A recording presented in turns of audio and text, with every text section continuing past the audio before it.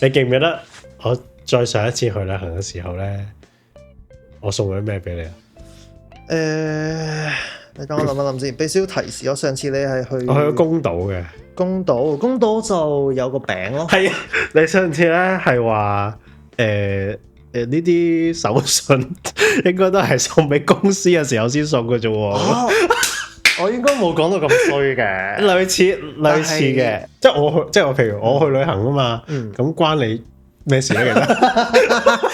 其實講，我手信係一啲賺錢手段嚟嘅啫，聽手其實係 bro 係即係你係咯，唔好咁即係我衰啲咁講就呢啲又係啲資本主義萬惡嘅啫。嗱，你咁樣多咗，係要時候反思一下你自己群人啲咩朋友。哇又要反省自己啦。今日係14號啊，3月14號。咁咧就啱啱去完旅行啦，所以咧我哋就你係幾多號翻嚟㗎？我係10號翻嚟嘅，係啦，跟住咧就去咗呢個江之島啊，所以就買咗呢個 Bilu 啊，呢個 Bilu 啦，你攞支。一翻嚟嘅時候，我已經見到有啲手信擺咗喺度，係即係你之前嚟過呢度一轉，係 Bilu 江之島真係日本嘅東京嘅南邊，係咪南邊啊？我冇記錯嘅話。哇！真係唔知喎，近郊咯，飲一啖試飲一啖先。可以。你有冇去過啊？江之島冇去過。日本東京近郊我去過，哇！比較遠啲嘅係日光嗰邊，咩咁？幾好味喎，其實。好嘛？介紹翻先，呢個係 Shonan， 江之島嘅日文唔係好知。江之島 Enoshima 啦，係啦 OK Enoshima 啦，係。跟住就應該係一個日頭版本，一個夜晚版本。係啊。我而家呢個就夜晚版本。睇下先。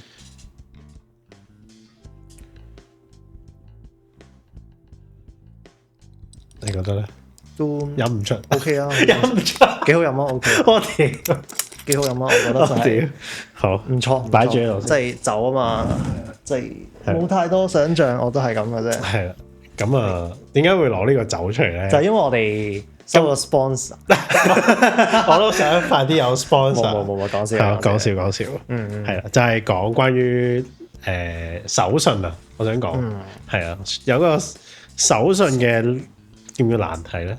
有個手信嘅反思咧，想講下出嚟嘅，係啦，因為咧，你記唔記得我再上一次去旅行嘅時候咧，我送咗咩俾你啊？你等我諗一諗先，俾少少提示。我上次你係去，我去咗宮島嘅。宮島就有個餅咯，係啊，咁裏邊有一張明信片嘅，就即係宮島嗰個水之鳥居啊嘛，跟住裏邊有幾塊餅咁樣，咁我覺得好正路啊，真係係好正路。日本手信就係呢啲一盒嘅嘢咁樣，係即係證明。但係你記唔記得我送完俾你之後，你講咗一句嘅？哇！呢啲我真係唔記得，我哋好啦，死啦，係咦？哇！等先你提下我。等先有反思嘅，原來 OK， 有，係我完全係冇在意嘅。不過你講，你上次咧係話呢啲手信應該都係送俾公司嘅時候先送嘅啫喎。我應該冇講到咁衰嘅，類似嘅係正路咯。即係我個底下講嘅嘢就係非常正路啦。OK， 跟住我就有個諗法啦，因為我一開始嘅諗法覺得呢個手信係幾得意嘅，因為我自己去到宮島嘅時候，我覺得呢樣嘢 catch 咗我嘅 attention，所以我就買咗。因為咁啱佢又有個明信片咁樣樣。係。咁但係你講完嗰句之後咧，我就諗，係咪手信呢一回事其實都對於朋友嚟講係有啲 expectation 啊，或者其實手信代表緊啲乜嘢咧？喺個旅行入邊，作為一個旅行人嘅時候，因為我覺得首先第一件事就係送俾朋友嘅手信，同埋送俾公司嘅人嘅手信已經係即係可以就咁直接分開兩種啦。我覺得公司嗰個應該就係形式上面㗎啦，交功課嘅，係嗰個我成日就會覺得係嗰個，我覺得唔需要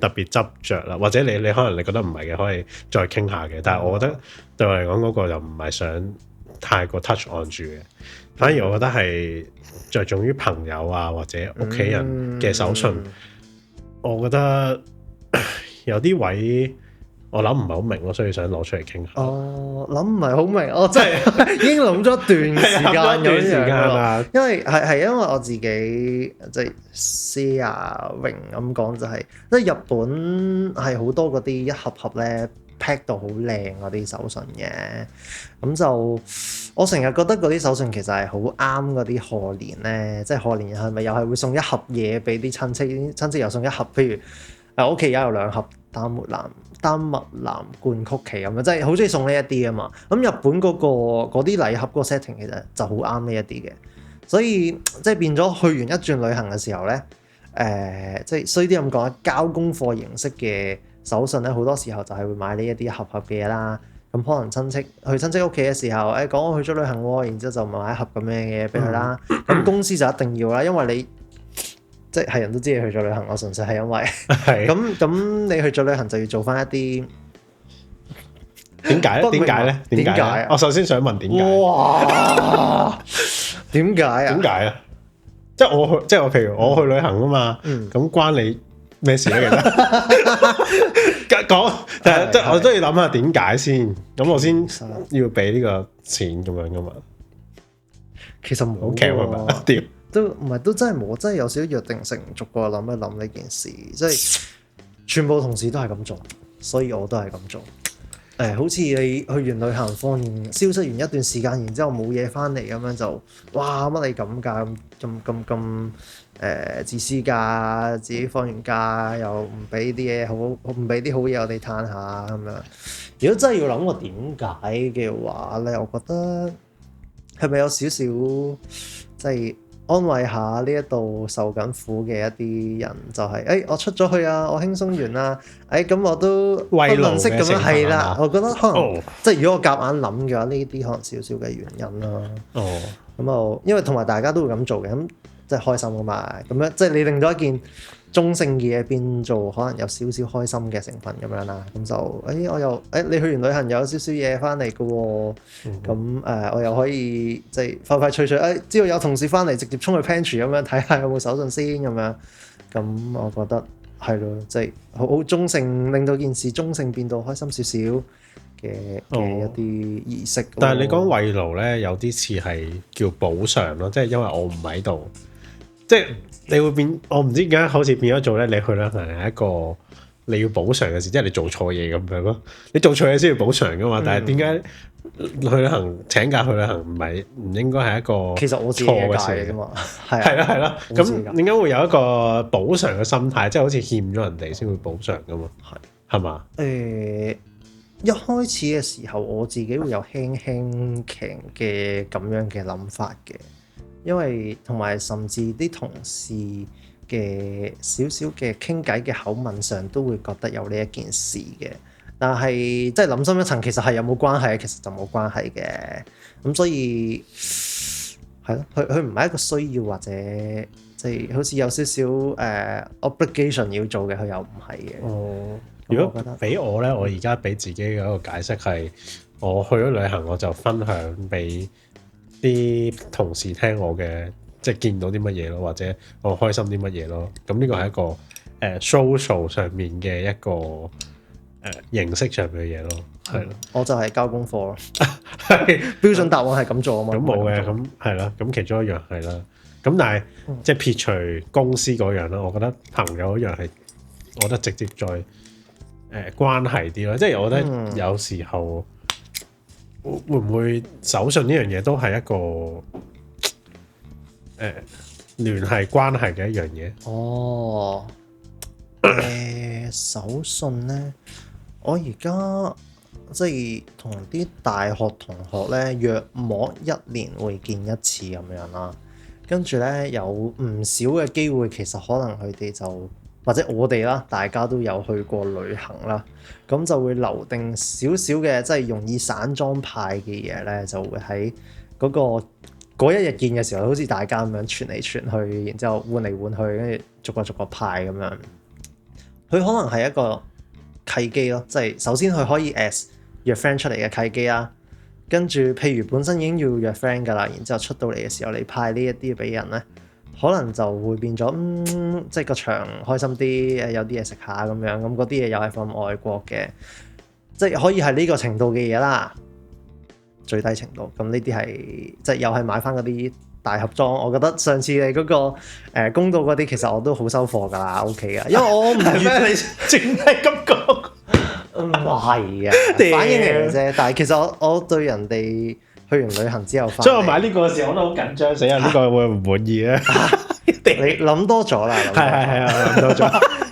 原來我反應出嚟係咁㗎。我自己認真地講就，因為我好清楚人哋去完旅行之後俾手信，我唔係一個 obligation 嚟嘅，係真係可以唔使做嘅。即係我之前去過好幾次旅行，我翻嚟都有時係冇買嘢㗎啦。係我話俾自己聽嘅係，因為我嗰陣係 backpack 㗎嘛，咁我就真係買唔到幾多手信嘅。但係咯，總之有啲日子我去咗我都冇買㗎嘛。係我有買嘅係之前呢一轉咧，因為我有篋啊，我有埋屋企人嘅篋咧，就買咗一大扎嘅，我就擺咗喺度啦。即係而家 studio 仲係未上架嘅一啲嘢嘅，即係有一本書，有個嗰啲日本嗰啲溫泉咧，係咪有個簾嘅？嗰個簾我又買咗翻嚟，唔知點樣掛啦。係就呢一度嘅手信，我係有特別諗嘅有一次。但係我諗翻，其實我自己好多旅行都未必有買到好多嘢俾 even 我哋咁樣啦。所以即係我自己核心咁樣諗就係，其實佢唔係必要嘅，但係有嘅話就都有好多唔同層次嘅開心嘅。Okay. 交功課有交功課層次嘅開心。如果再深層啲嘅，我覺得呢個係一個幾唔錯嘅，就係因為佢寫住港之道，其實好舊㗎啦。屌你！同埋幾好啊！再講，唔係啊，講笑真係 OK 啊，講笑係，但係即係認真地講，即係手信嘅最深層次咧，其實可能係一種即係一種 love language 嚟嘅，即係 gift 係嘛？係送禮物 ，OK。即係有少少係你對於嗰個人有幾多認識啦，然之後你大概知道其實佢中意啲乜嘢嘢嘅，然之後你有諗過度過咁樣送俾佢咧。咁呢個咁呢個可能就係最高層次 maybe。OK。咁就透過旅行呢一個契機去送啲咁樣嘅嘢出去。不過我想去翻你話 obligation 嗰度，睇係咪一個責任？你都話唔係啦，點解唔係咧？因為好多人都話係喎，點解唔係咧？點解唔係？或者我諗翻講點解係，就係我覺得可能有少少界線唔係幾咁清晰嘅時候，就會有呢一種諗法咯。即係覺得其實我都諗唔到個邏輯點解係。點解係啊？我再講俾你聽，因為唔係我自己諗法係，但係你我都覺得唔係，即係我覺得唔一定嘅。我自己覺得唔一定咯。係啦，但係你自己有冇啲咩 rationale 覺得唔一定咧？我覺得唔一定係始終就真係一個人去旅行，其實同另一個人係可以完全冇關係。係即係好簡單，真係咁樣嘅啫，即係。同埋可能啲 friend 大家去旅行都去得多啦，次次都要咁樣，咪次次都買，次次都要送，咁都幾煩下嘅喎。但係如果即係譬如去旅行係去得唔係密嘅話咧，咁變咗有少少期待，你會唔會買嘢翻嚟㗎？咁樣可能會有少少期待啩。但係如果已經見怪不怪，一年去3幾次。4次以上就唔使講啦，係嘛？其實都唔使講啦，同埋你去多1-2次日本，你再買翻嚟都冇乜意思啦。係咯，都冇乜意思啦。即係用結果嚟講就係咁啦，實際嚟講就係根本個 logic 係唔存在咯，就係即係嗰個本身個 logic 就應該冇一個責任喺度。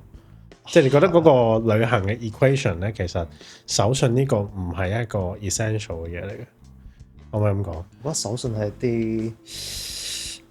一啲賺錢手段嚟嘅啫，聽手其實係 bro 係即係你你係咯。唔好咁即係我衰啲咁講，就呢啲又係啲資本主義屌萬惡嘅啫。嗱，你咁樣多咗，多咗，多咗，多咗，多咗，多咗。截住先，截住截住先係啊係啊，大概係咁咯，即係係咯。OK，我首先講咗點解我認同唔係一個責任先啦，因為我覺得手信對我嚟講個定義咧就係你想分享俾你嘅 friend 聽你去旅行嘅一啲得着，或者你見到嘅事你覺得有趣而咁啱諗起佢哋，而去買嘅一樣嘢嚟嘅。OK，係啦，係一個你有諗起佢哋，即係代表一個諗法啦，即係你有記得你啲 friend 咁樣樣，咁你就買埋咯，因為咁啱見到。係咁所以咧，我覺得我去買一個手信嘅時候咧，就係要咁啱係啱路程啦。首先，即係咁啱你去開個地方啦，而咁啱見到嗰樣嘢啦，又咁啱你又諗起呢個 friend，你覺得可能佢都啱喎，而去買咯，而唔係特登揾一樣嘢去買俾佢咯，或者要特登抄一樣嘢，點都要死俾佢咁樣。即係如果你係點都要死俾佢嘅話，就係一個 obligation 咯。我覺得有邊一啲係呢啲程度咧？就係即係譬如你去旅行，然之後你啲親戚就搭單揾你買，譬如日本有啲嘢好平，嗰啲就叫代購啦，直情。咁我搭單咁係喎，呢個唔係手信喎，係啊，呢個唔係手信，佢已經係另一件事。係只不過你 categorize 咗佢做手信，等你唔使再送手信啫。係啦，咁所以代購嗰個就唔使講啦，嗰個你自己想做你就做啦。咁但係對我嚟講，盡量就唔會喺自己旅行嘅時間幫人代購咯。係咯。咁除非真係咁啱順路咯，都係嗰句，係咯。不過你覺得咧？你覺得我呢個諗法如何啊？其實我諗翻，如果用呢個角度去睇，啲人買手信俾你係幾暖心嘅喎，真係件事。即係 even 啊，我哋遠在天邊，或者 even 我哋真係隔咗好耐冇見，然之後你有去旅行嘅時候，諗下啲香港嘅人嘅時候，有諗起我，跟住又有專登真係。約出嚟交換手信咁樣係幾 happy 嘅呢件事。我記得上次我有個即係前同事啦，即係 friend 嚟嘅，咁就去完日本啦，跟住就佢好中意買手信嘅，我覺得。跟住就之前去韓國嘅時候買過一筆嗰啲 figure 嘅頭喺上邊嘅一個即食麵咁樣啦。跟住之前去日本就買咗個 PTCG 嘅卡嘅一包咁樣，就俾我哋抽啦。然之後咁啱一抽就抽咗，又做咗大獎啦！大獎咁樣，呢個後話啦。但係即係咁樣係開心嘅咯，即係令到件事就係有諗起你嘅，然之後就點樣令到嗰一日嘅見面會開心啲啊？咁樣呢啲少少嘅心思，我覺得係幾暖心嘅。即係我而家咁樣諗一諗。點解我要想帶呢個 topic 咧？就係我有呢個咁嘅信念啦，我覺得自己都幾 firm，或者覺得呢個做法都幾好喎。咁但係咧，我又聽過另外啲 friend 有啲唔同嘅做法啦。譬如咧，我有啲 friend 會咧特登揾一個 time slot 係專門買手信嘅，咁佢就會揾嗰個時間咧去特登搜索一啲手信俾啲 friend 咁樣樣咯。係啦。咁咧，佢去揀一啲手信嘅時候咧，嗰個價值咧，佢會諗翻以前啲人送咗俾佢，即係譬如人哋送咗俾佢500蚊嘅，咁佢就會買翻個相當於差唔多嘅金額嘅手信俾人哋咯。即係佢覺得，如果人哋俾一個咁貴嘅手信我一定要俾翻咁貴嘅手信人哋啦，咁樣樣咯。即係呢個就係點解我話啊，係咪一個 obligation 咧？即係有時候有啲人就會覺得。人哋俾過我喎，咁我一定要去旅行嘅時候俾翻人哋啦。咁有呢個叫做obligation 咯。又唔知你覺得咧？我覺得有少少似就係新年派利是或者俾賀禮嗰個 concept 咯。可能係咪好純粹好自然地做咗呢一件事？即係嗰個習俗上好似就係有呢一啲幾自然，係有呢一啲嘢。而當我睇呢件事嘅時候咧，我有幾個位我會 question 佢啦，而我唔知係我揀得就係點樣，所以我就想講出嚟嘅，就係我覺得如果你要特登抽時間去買手信嘅話咧，我覺得係 take out 緊你自己喺旅行嘅時間咯，同埋或者如果你有同伴一齊去嘅時候咧，你係犧牲緊你同伴一齊嘅時間，okay. 即係你好似為咗即係呢個你頭先所講旅行，你加埋咗 consider 埋咗 out of 呢個旅行嘅其他人喎，就你剔咗你自己嘅時間，你剔咗你同行人嘅時間，咁會唔會相對上其實忽略咗同行人嘅需要，或者甚至乎自己嘅需要咧？Okay. 所以我覺得呢個位我就唔知道啊，手信呢件事係咪密先啦？首先，第二件事就係手信呢件事最好係點樣先係，即係點先為好咧？咁樣係一定要買啊！一定要抽個時間好精心挑選啦，定係好似我呢個心態就係我遇到咪買咯，遇到啱咪買，唔啱咪唔買咯咁樣。所以我就唔知道，其實就係個人主義同埋集體主義嘅諗法嘅唔同啊！即係 even 你 as 一個社會裏邊或者你家庭裏邊嘅一個集體嘅其中一份子，你走咗出去，其實你時時刻刻都要諗住翻呢度嘅人嘅群體係嘛？係啦，咁你走咗出去一段時間喎，咁你翻嚟都要有啲交代喎，翻嚟都有啲交代。有咩交代啊？屌！我唔知係咪咁樣諗啦，呢個真係隨便諗嘅啫。我自己少呢個諗法，同埋或者我自己即係身邊嘅人啊，或者親戚啊，其實都唔係咁有呢一種諗法嘅。咁翻工嗰度咧，我就當佢交功課嘅方式去處理嘅。咁交功課得嚟，大家又開心，咁就何樂而不為咯。咁都好平啫。就俾你同我去旅行咁樣啦，俾你假設。咁我哋可能去。都未去晒我哋啲景點啦，因為我哋排咗好多，但係去唔晒啦。咁但係我話喂唔得，我一定要揾時間去買手信。咁可能我哋特登去一個地方，咁我行過1-2個鐘咁買咁樣。你覺得咧？你作為同行嘅，你覺得點？我可能唔會同你行咯，嗰1個鐘，即係我會自己揾方法處理你，即係你想去呢個消費模式啊嘛，咁我都可以消費模式嘅，咁大家各自行咯 ，OK 嘅。即係你會變咗做各自行。係，我會揾方法去處理嘅，但係咯。咁假設佢係你嘅另一半啦，即係唔係 friend 啦，咁你會唔會再 ditch 咗佢，你自己去行其他嘢？你都一定唔會啦，係嘛？唔係，其實我都冇會。你都會哇？屌！我都冇會。哇！你少啲喎，師兄。同佢溝通完。你少啲，呢集未必出到啊！唔係溝通完嘅話，我諗 OK 嘅，即係溝通完 OK 嘅話，咪 OK 咯。即係溝通完一樣個 logic。如果佢話你陪我行啦，點解唔陪我行啫？咁咪陪咯。咁但係你心裏面會唔會覺得有啲棘咧都？咁嗱，佢唔即係假設性嘅情況就係佢唔 care 我嘅需要，但係我都可以 care 翻佢嘅需要嘅。咁呢個係佢嘅需要咯。哦，即係你都 OK 嘅係咪？係。但係你無奈啲喎，你講冇計，你好自然，你講冇計，咁都冇計。咦？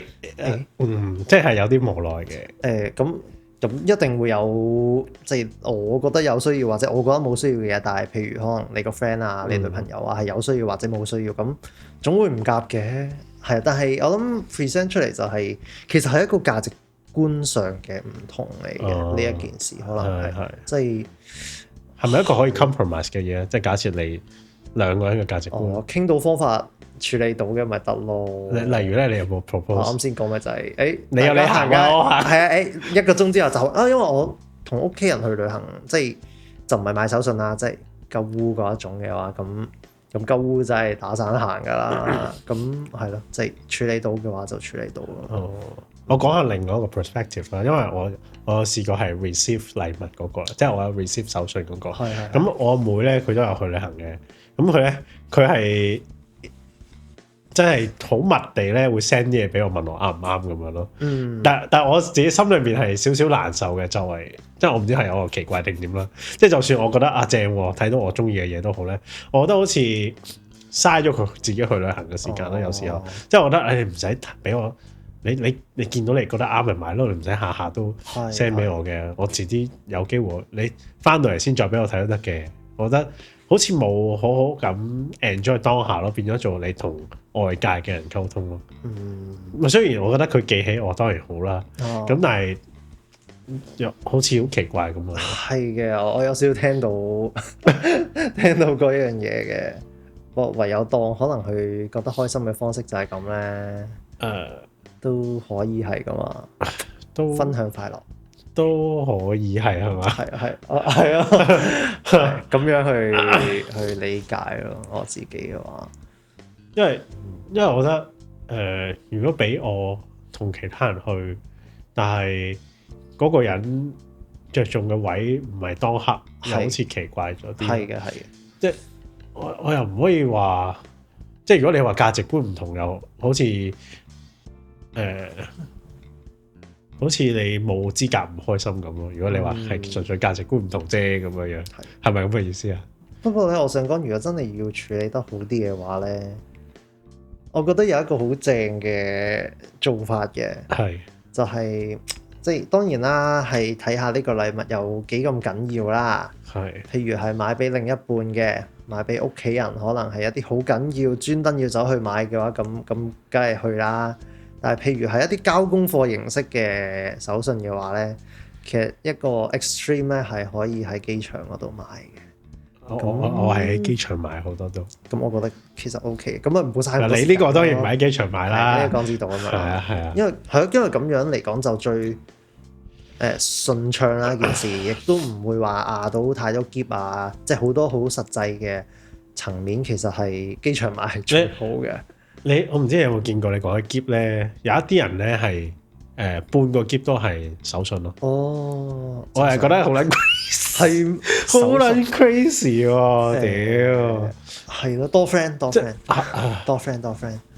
我唔知啦，我唔知係咪多 friend 啦定係點咯。但係我覺得已經係咪你去緊旅行咧？定係你係咯？我好奇怪咯，就係。定係我太自私啊！有時我都問自己係咪我唔係一個好嘅朋友咧？即係我冇好好咁物色一啲手信俾人啊咁樣，所以我都有呢個反思咯。你覺得咧？覺得唔送手信係咪一個唔需要？唔送手信或者冇好好咁揀手信係咪一個唔好嘅朋友嘅表現？冇乜關係，冇乜關係。我嘅睇法就冇乜關係，冇乜關係嘅，冇乜關係。OK。咁但係手信呢壇嘢其實係即係啱先講咁耐，手信呢壇嘢其實 in the first place 係點樣出嚟啊？呢件事應該都係おみやげ啊嘛，即係日文個おみやげ土產，係啊土產啊，就係你見到嗰度嘅特色嘅嘢就帶翻去俾家人或者親朋戚友。話俾人哋聽你去過嗰個地方，簡單啲嚟講就係明信片咁樣 souvenir 啊嘛，係 souvenir。我唔記得咗個字個由來啦，但係都係講緊就係你帶咗啲嗰度嘢帶翻去啫嘛。其實即係後邊即係香港嗰個文化演繹就係會變咗係一種責任啊，會變咗係一個思念啊，或者係一個等價交換啊，甚至乎咁樣係咯，我都想知道你點睇咧？即係如果有人送咗一個好貴嘅手信俾你，你都會請人食飯咧？上次話，即係你係咪覺得係會？我嗰個古仔係咧即係大家都知道而家 hit 啦呢一啲 PTCG 嗰啲卡啦，咁即係我哋有玩下啦。咁嗰陣抽嘅時候就係一個日版嘅。PTCG 嘅，即係今年年頭係啦，就抽中咗女角嘅 SAR 嗰一張，咁即係即席嗰餐飯就變咗我請，即係我好開心地請嘅，基本上跟住係咯，開心嘅，咁唔係個價值唔係重點嘅，即係嗰個 interaction，我自己覺得即係產生到嘅呢個 interaction 係深刻啲嘅。咁如果手信可以即係帶到呢一件事出嚟嘅話，其實就幾唔錯嘅。即係真心願意咁樣咯。就好老實講，日版又唔係香港買唔到。咁係啦，即係呢啲咯。明啊。但係你點睇咧？即係如果真係嗰個 friend 買咗一個好貴嘅手信，你等唔等於你下次買手信嘅時候，你要 consider 埋個價值咧？其實可能都會嘅，即係你都會。如果係即係專登去咁睇重你嘅時候，咁你可能就會去諗一諗，其實係咪都要睇重翻段關係咁樣樣，就係少少嘅提示咯，我覺得。係嘛？同埋都顯示到其實佢係中意透過gift 呢個方式去傳遞嗰個關心之情啦，或者係朋友嘅嗰個維繫嘅方式啦。咁你咪好，咁你個旅費你咪預一嚿錢喺嗰度咯，係咪咁嘅意思啊？唔知啊，好似好難啊呢件事，好似好難啊，係好似好難，即係自己嚟講我係太撚自私啦，睇你係太自私，太自私，個結論就係你太撚自私。旅行到底係咪自己嘅咧？唔係係嘅，係咪咧？係咪咧？就而家就係問緊係咪咯？即係手信呢件事就回應緊旅行係咪淨係自己嘅事咯？係咯，旅行即係同結婚一樣啫嘛。結婚係咪兩個人嘅事咧？係未必係兩家人嘅事咧，都未至於咯。即係可能有你啲 friend 啊咁樣樣噶嘛。但係呢個後話啦。但係去翻旅行嗰度就係你可能一個 friend 係咁樣啫。假設你有5個 friend， 5個 best friend 咧，咁點算？即係我哋呢接啲梗係冇啦。咁但係如果有啲人係好撚雄厚嘅，有5個 best friend， 咁你點搞啊？我覺得首先要咁你冇噶啦，你可能你投嗰2000蚊，你都係直接喺嗰度噶咯，或者你旅行嘅。你有5個人喎，咁你諗下，你一個人 spend 20分鐘都算少啦。但係打斷一下就係，我覺得係要事後反思一下你自己群有啲咩朋友。又要反省自己啦。我係講笑咁講啦。係。哦，係咯係咯。咁其實件事係幾 demanding 嘅喎，即係當旅行呢樣嘢變到好似咁即係。人人有份咁樣，你有份去旅行，咁你啲手信呢咁樣樣，係啊，即係如果用呢個角度去諗嘅話，其實旅行呢件事係幾大嘅投資嚟嘅，即係同埋係一種社交嚟嘅都係。係啊，同埋都係一種自己咯，展現自己社交嘅嗰個認知，即係展現自己認知，同埋展現自己有去過啲咩地方啊咁樣嘅一個方式咯。咁我開始會變成。因為用我原本嗰個 definition 就係我咁啱遇到，我見到諗起你，我就買呢個 setting 嘅話咧，我買起上嚟我係舒服嘅，即係我覺得使嗰啲錢係值得嘅，因為我覺得係象徵緊我哋嘅友誼嘅一啲禮物啦。咁但係如果變咗做我要睇個價值啊，計咁多嘢啊，我要特登花時間啊咁樣，就變咗好特登去做一啲嘢，好維繫個關係咁樣，好似變相好 conditional 嗰件事。即係如果我冇做一啲嘢嘅話，我哋嘅友誼係咪等於不值得咧？咁樣，我即係我唔希望嗰啲，即係我自己啦，唔希望一啲關係係靠一啲物質去維繫咯。哦，係咯，係咯，我覺得 make sense 啊 ，make sense，就係咁咯。我自己覺得係，我諗好多唔同嘅方式去處理關係呢件事嘅，或者 friend 嘅關係呢件事咯。咁都開下眼界咯，因為我自己群都可能少啲係咁睇重手信呢件事，同埋仲要係有價值嘅手信呢件事。我會 read as 即係我自己會 read as 係一個。即係正如你啱先咁講啦，有諗起你啦，同埋呢件事好似又幾襯你喎咁樣樣嘅一個少少嘅即係 connection 嘅 game 啦，即係可能概念與概念之間嘅 connection 啦，即係好似你就係幾夾呢個啤酒咁樣，因為我哋譬如咁樣傾嘅時候就係要走㗎啦，基本上咁都冇得輸嘅。係咁係咯，咁樣就幾開心啊，咁樣就完㗎啦。但係有啲人就未必一樣。所以你覺得係一個價值觀嘅不一樣，係就但係我有 exceptional case 嘅，即係譬如我如果有女朋友嘅話，就係一定係要會買咯，係咯。突然間 obligation 點出嚟㗎？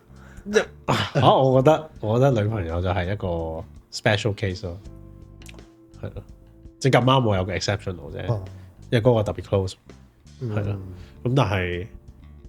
屋企人都係嘅，可以係，但係屋企人嗰個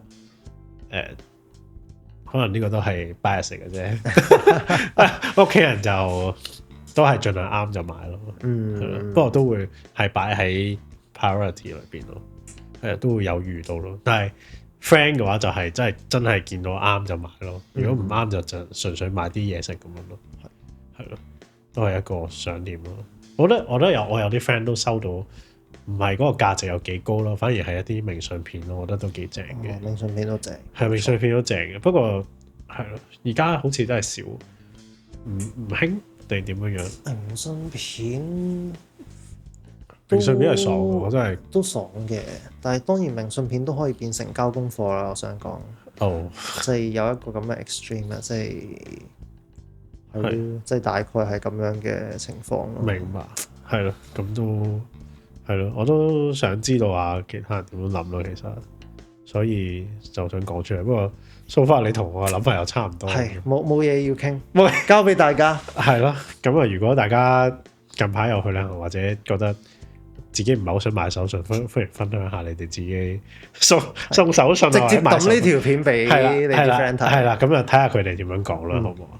係咯，咁我哋再揾日再傾下買手信呢件事啦。